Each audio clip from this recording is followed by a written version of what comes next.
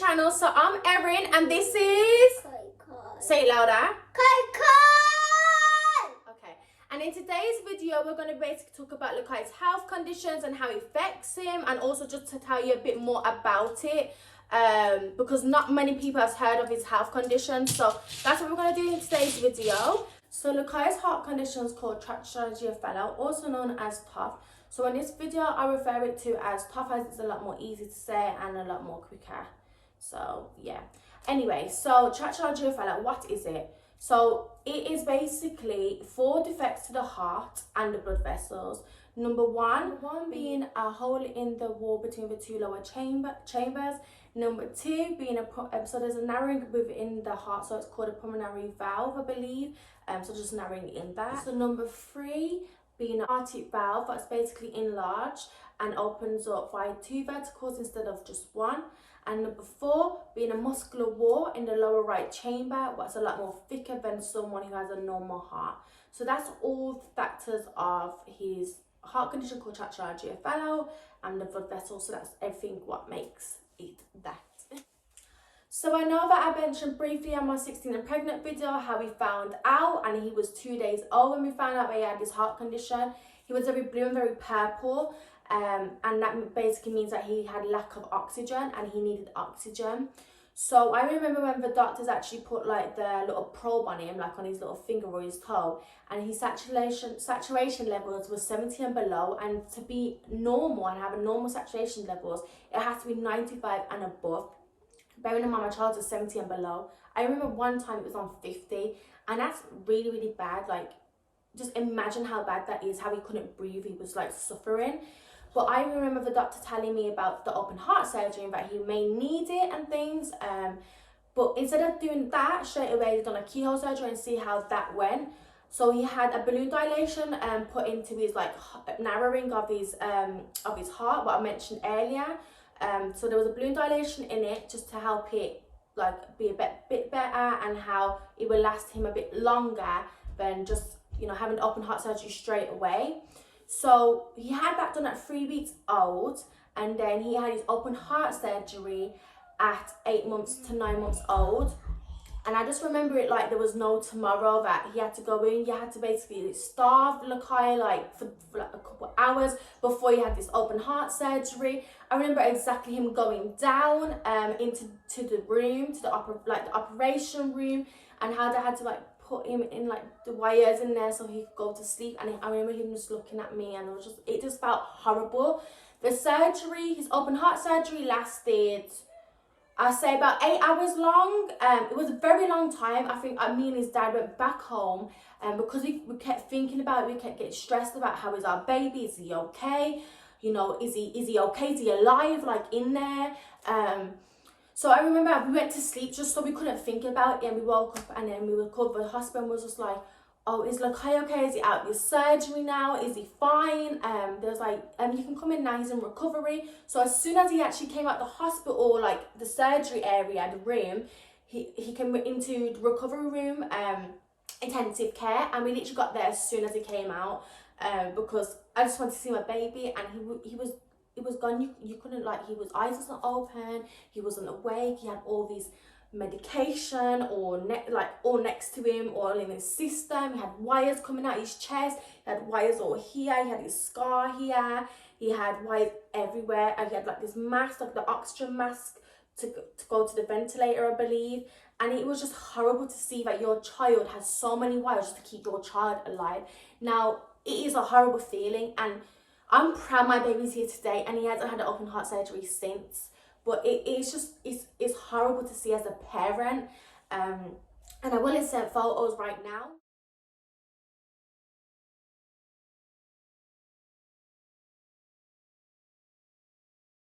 But yeah, I keep saying I keep stuttering because I don't know what to say. Like, it is hard to remember going back a couple of years to like how it was, because he's now 3 and he had that done at 8 to 9 months old, and it's quite a long time to remember.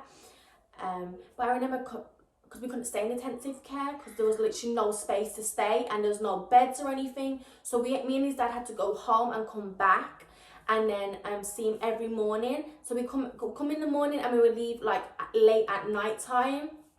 and he was still not awake the second day. And then I believe like they kept like, then he kept like opening his eyes kind of like this, like, and he was just like moving his legs like a little bit, but he wasn't awake, because he was obviously hooked up onto these things, and he had like quite a lot of medicine so he can soothe the pain and stuff like that. And his chest was still kind of open, like they normally stitch, like they do stitch it up, but like with Lokai they had like a plaster thing, yeah, and it says my chest is open or my heart is open.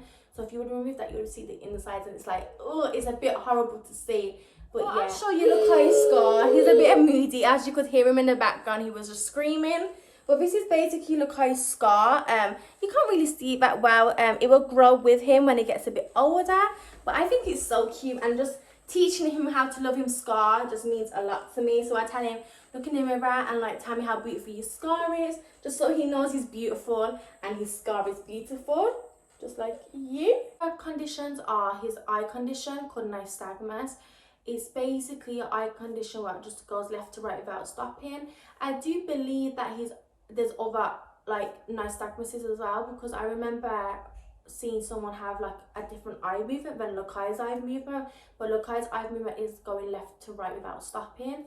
I'm sure you've noticed it in the videos like what I've made and stuff, so I know that you've probably noticed it there. But yeah, it's called nystagmus, and it just basically means that he hasn't got a better vision than everyone else with normal eyes. But yeah, he can cope really well with it actually, and I do say he does have a good like vision, like he does have very good vision, because he will see like a penny on the floor when he's across the room, he will still see that. So I feel like he does have good vision. But I remember when he was a baby, the doctors gave him glasses, but I never made him wear the glasses because I didn't think he needed them, because he was very small. He was like about 7 months at the time. He was small. I didn't think he needed them. He wouldn't keep it on his face, and it turns out that he actually didn't need them anyway when we went back to the doctors, but the eye hospital. So that's his eye condition, and it don't really affect him. He used to fall over quite a lot because of his eyes, but other than that, he's just brilliant. Like, he's absolutely brilliant. But I remember going to the doctors, like the eye hospital, back in November time or December time, and his consultant was there, and he basically was just saying to me, like, you know, his vision is actually good. Like, his pimples are basically made like our ones, like normal people's like eyes. But they just don't know what happened with Lokai's particular. We think it's therefore to do with the brain. So when they thought it was to do with the brain, and then we went to have an MRI scan. It turns out there's nothing wrong with his brain. It's just a signal between the eyes and the brain what causes this condition. And we're just trying to figure out like why, how has he got it and things. But when I do find out, I'll keep you guys updated anyway. But it's been like an ongoing battle, like trying to find out what's wrong with his eyes, like how did it happen, what's the problem between the eyes and the brain, like what is the issue there. And obviously due to COVID, we haven't been able to go to the eye hospital. He actually had an eye appointment back in June times, but because of the COVID, we can't go to the hospital. So that's kind of annoying. But when I spoke to them on the phone, they basically said, is he okay? How has he been? How's his eyes? Have you noticed any changes? I said, no, I haven't. Because like, look, I can like read, and look, I can write, you know. But when he does look at things, I have noticed that he looks at things like this. So like, say for example, he's going to read, he turns his eye, like head. Does that make sense? Like, he goes like this, so you can see more on the outer corner. And I spoke to quite a lot of people and I've read up about it, but a lot of kids with that eye condition specifically actually does read books kind of like this, because it's a lot more easier and you can see more better on the outer corner. Also, Lokai also has eczema. He has very, very bad skin. Bad now than what it used to be. It used to be terrible. It used to get affected all the time, but I used to put all the creams on there. I used to put all the ointments and everything, but nothing seemed to work for Lokai's skin. We just recently found a cream that actually works for him, but we've noticed that his eyes are starting to get really bad. Like, he's starting to get eczema on his eyes. Typically, I don't really want to use cream around that eye area, especially when it's like a really, you know, like a good cream, like not a good cream, but it's a cream that you don't want to put it in your son's eye just in case. Do you know what I mean? Like, you just don't want to do that.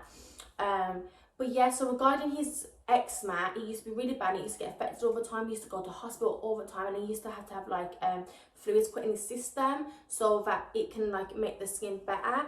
And like, there was one time it was really bad. I say he was like 1 year old and his skin was terrible. It was red, it was bleeding, it was so bad. It was just unbelievable. We took him to the hospital. He kept getting worse, kept itching, kept scratching, kept bleeding. It was everywhere. And he was in hospital for 5 days just to clear his skin. Even then it still wasn't clear fully. Even now, actually, you can still see like when he had that infection, you can still see the scars all over his legs. It's like little scars and the bits on his arm. But he never used to have eczema on his like belly or his chest area. He just used to get it on his arm and his legs. And now like it started to go on like his face a little bit, and his face started to get a bit dry. So it's kind of annoying, but we put Vaseline and things and cocoa butter just to like smooth the face. Obviously, I know that, you know, that's not like cream like for the eczema and stuff, but it like helps to not dry out his skin, if that makes sense. But yeah, so that's basically Lukai's eczema. It did used to be a lot to deal with, like sleepless nights. So you used to have like a fan on. You used to have to change bedding every single night because of the fact that he kept bleeding. He would never sleep. I was up at all hours, and then also had to give him medication because of his heart condition. It's quite a tough time back then. It's kind of hard going back into it. But yeah, so I'm glad that his skin's a lot more better now. That's just the main thing. And now also Lukai does have asthma. It's not diagnosed asthma. It's just they know that he has asthma, but it's not diagnosed because you can't diagnose a child with asthma at the age of 5. I believe it has to be above 5 and older. And obviously Lukai is 3 years old and he's not diagnosed with it, but he's been given an orange inhaler and a blue inhaler. So when he gets very breathless or very chesty, I have to give him 10 puffs of the blue inhaler at a time, and then monitor it every 4 hours and see how it goes. But if he gets to a point where I think he needs to go to the hospital, then I will have to call the ambulance and tell them that he's got this heart condition, that he's not breathing correctly, and he gets basically one of the first priorities going in there to the hospital. Also, he has the orange inhaler, as I was just saying. He takes that every morning and every night just to like help him breathe. I don't really know too much about it. Like I've got asthma myself, and to be fair, I don't know too much about it. I just know that it helps me when I need it, and the same with Lukai. But yeah, that's basically all Lukai's health conditions. I tried to not go in depth because I don't really know too much about it. I just try to tell you as much as I possibly can what I do know. I really hope you enjoyed this video, and if you did, can you please give it a thumbs up and just subscribe to my channel. And thank you. Bye.